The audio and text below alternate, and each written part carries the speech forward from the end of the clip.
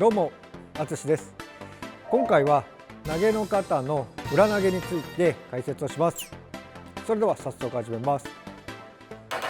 それでは投げの方の裏投げ、まずは実演していきます。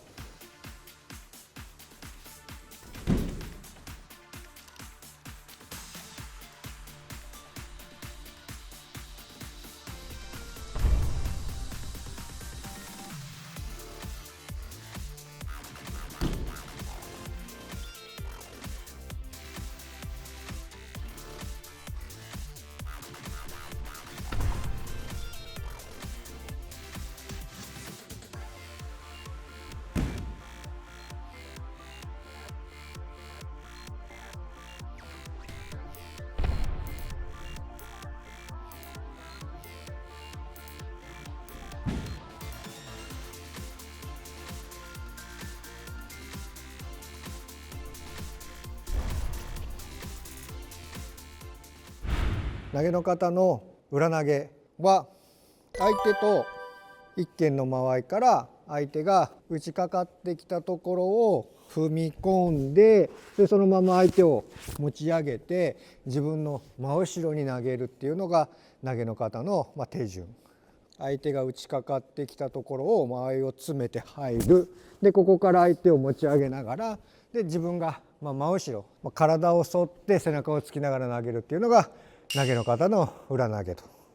第1動は受けが打ってくると。これも背負い投げと同じように振りかかって相手のこの点と頭の上を打ってくるように打ちかかってくるっていうのが受けの動作で、鳥は足の踏み込み方が相手が打ってくるところに左右という感じで相手の間合いに入ると。相手が打ってくるのに対して左右という感じで相手の間合いに近づく。相手が打ってきた時に左右と入って両足が揃うようにするっていうのが投げの方の技の入り方で、技に入る時の手の使い方が、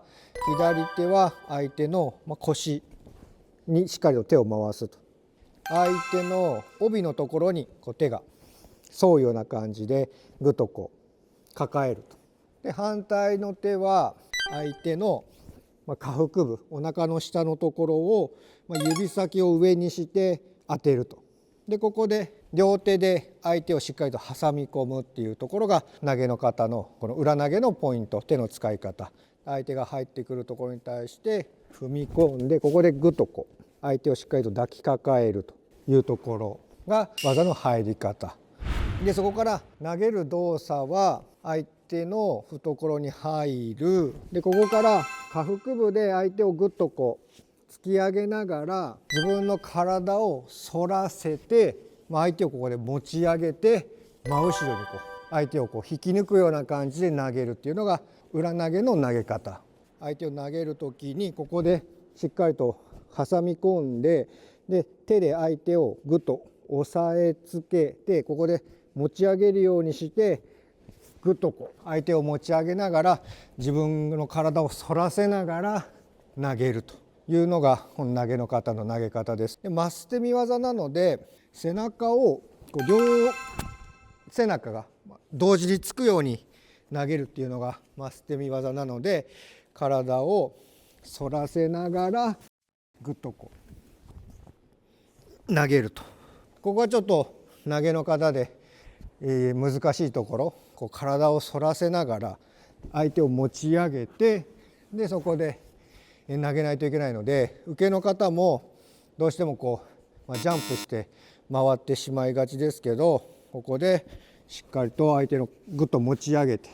挟み込んで、で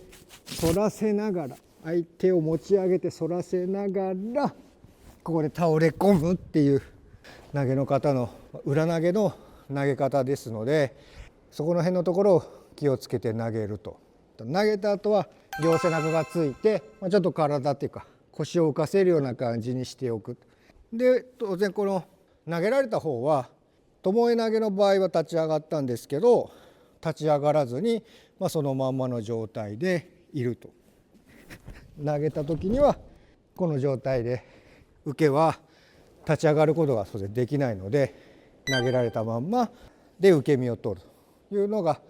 投げの方の裏投げのやり方です。競技とかしてやるときにはしっかりと反らしてやるっていうのがベストなんですけども、なかなかそこまで相手を持ち上げてっていうのは難しい場合だと、少し相手に前回り受け身、倒れながらここで前回り受け身をして投げられるっていう練習の仕方から少しずつ相手を持ち上げて投げるというところをやっていただけるといいかなと思います。初めから無理して飛んでやろうとするとちょっと危険なところもあるので、さっきみたいにゆっくりここで腰をついて反らしながら前方回転受け身をして受け身を取るっていうやり方からやっていただけるとやりやすいかなと思います。その辺のところを気をつけて、本来は反らしながら、要は自分の体を反らせてそのまま背中をつくっていうのが裏投げの本来の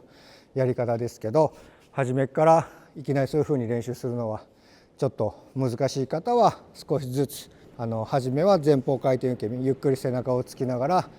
前方回転受け身をするっていう方法をやっていきながら練習をするといいかなと思います。その辺のところを注意して練習してみてください。今回は投げの方の裏投げについて解説をしました。今回の動画が参考になったという方はチャンネル登録、高評価、コメントなどしていただけると嬉しいです。よろしくお願いします。それでは次の動画で会いましょう。ありがとうございました。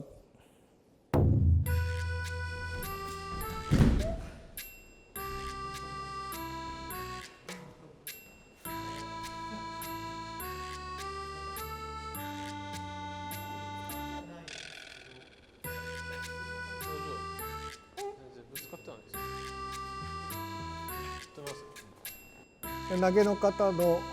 いい真ん中になった。投げの方の裏投げ、この点と頭の上を打ってくるように投げの方の裏投げの投げ方、反らせてここでグッとこんな感じ。動画を最後まで見ていただきありがとうございました。チャンネル登録お願いします。それでは次の動画で会いましょう。